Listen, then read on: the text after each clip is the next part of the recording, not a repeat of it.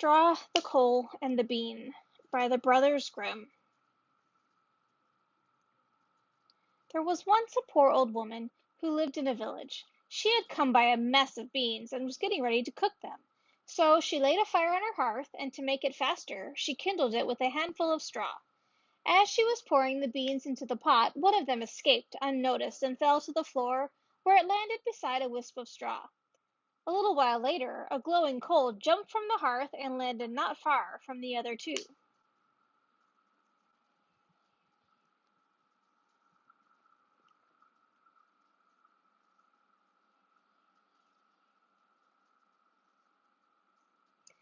The straw spoke up and said, "Dear friends, where have you come from?"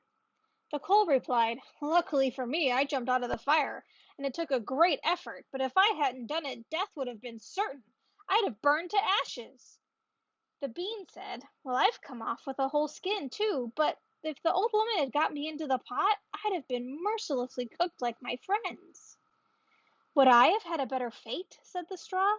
"The old woman has sent all my brothers up in fire and smoke. She seized 60 at one stroke and did them to death. Luckily I slipped through her fingers." "But what are we to do now?" said the coal. "Well, considering we've been lucky enough to escape death," said the bean, "I think we should band together like good comrades and set out for foreign parts before some new calamity overtakes us."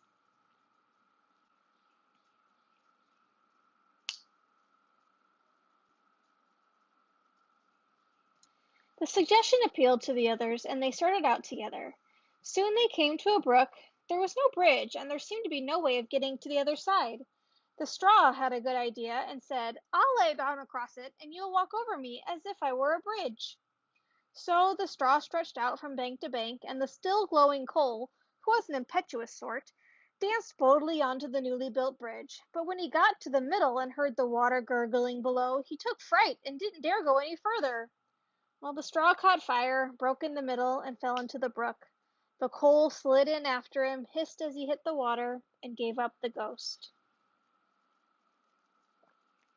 The bean, who was cautious by nature, had stayed on the bank.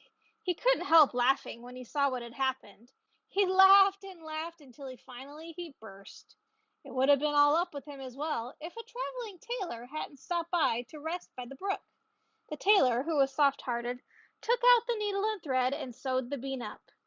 The bean thanked him kindly, but as the tailor had used black thread, beans have had a black seam ever since.